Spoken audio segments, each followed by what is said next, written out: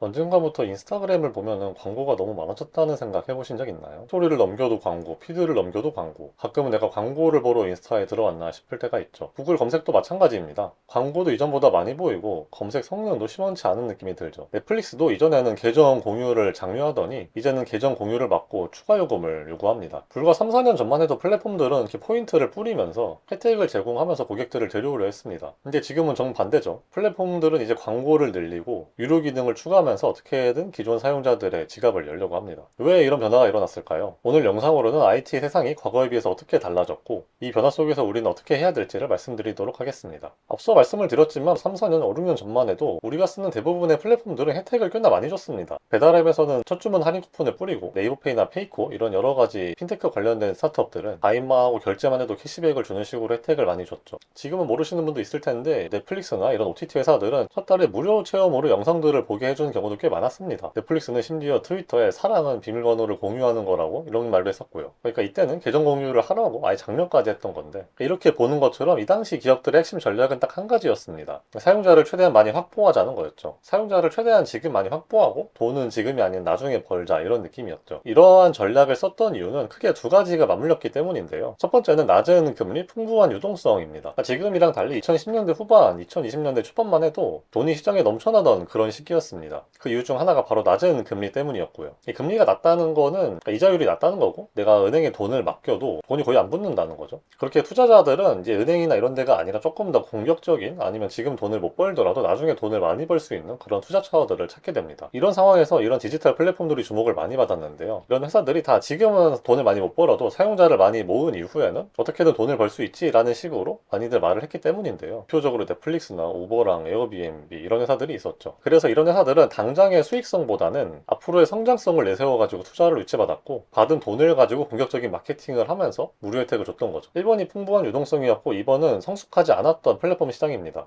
이 당시만 해도 플랫폼 시장이 그렇게 막 포화 상태는 아니었어요. 이런 플랫폼들 간의 경쟁이 치열했고 플랫폼에서 1위라고 해도 계속 성장할 여지가 많이 있었습니다. 해외에선 디즈니 플러스가 한 6년 전에 2019년에 처음 나왔고 쿠팡이츠 또한 2019년에 나왔죠. 그리고 이 시기에 넷플릭스는 뭐 OTT 1위이긴 했었지만 아시아나 남미 이런 곳에서 계속 성장을 하고 있었고요. 어떤 회사든지 간에 고객이 많으면 당연히 좋은데 플랫폼들은 특히 이 고객을 많이 모으는 게 굉장히 중요합니다. 바로 네트워크 효과라는 말 때문인데요. 뭐 우버를 예로 들면은 우버에 만약에 기사가 없으면 사람들이 많이 안 쓸 거잖아요. 그래서 기사가 들어오려면 사람들이 많이 있어야지 기사들이 많이 들어올 거 아니에요. 그러니까 이런 거는 플랫폼의 악순환이라고 할 수 있는데 거꾸로 이 우버를 쓰려는 사람들이 많아진다면 이 기사들도 계속 많이 들어올 거 아니에요. 돈을 벌 수 있는 기회라고 말을 하면서요. 그리고 쓰는 사람들은 또 기사님들 많이 있으니까 계속 쓰려고 할 거고요. 그러니까 이런 거는 이런 네트워크 효과, 플랫폼의 선순환, 긍정적인 효과인 거고요. 그래서 이렇게 네트워크 효과 많은 사람들을 모으기 위해서 그 레벨로 가기 전까지 플랫폼들이 이런 혜택을 많이 뿌렸던 겁니다. 이런 혜택들이 아까 말씀드렸던 넷플릭스의 무료 체험이나 뭐 배달비 쿠폰 이런 여러 가지가 있겠죠. 플랫폼들이 이런 투자금을 많이 받았던 것도 있지만요. 이에 비해서 현재 상황은 어떨까요? 계속 말씀드렸지만 이런 혜택이 줄어들었는데 그 이유는 되게 간단합니다. 그런 혜택을 이제 줄 필요가 없으니까요. 일단 성장이 이제 포화 상태 한계입니다. 뭐 구글이나 페이스북, 인스타그램 플랫폼들 이제 사람들이 웬만하면 다 쓰죠. 이전에는 새로운 사용자들을 모아오기 위해서 계속 혜택을 줬는데 이제 새로운 사용자라고 할 사람들이 많이 없어요. 이미 다 들어왔으니까요. 사람들도 이제 새로운 플랫폼을 찾기보다는 기존 플랫폼을 그대로 계속 쓰죠. 카카오톡을 예로 들면요. 카카오톡의 서버에 문제가 생겨서 내가 이걸 갈아타려고 해도 내가 라인이나 다른 메신저로 간다고 해도 카카오톡에 있던 사람들이 라인이나 다른 서비스가 없잖아요. 그럼 이 플랫폼을 벗어날 수가 없는 거죠. 이런 상황에서 이 플랫폼이 사용자들에게 굳이 돈을 주려고 할까요? 안 줘도 잘 쓰고 있는데 말이죠. 여기에다가 이제 과거에는 이 성장성만 보고 투자를 했던 투자자들이 이제 돈을 벌려고 압박을 줍니다. 다시 카카오톡을 보면 내가 카카오 주주로서 카카오에 투자를 했어요.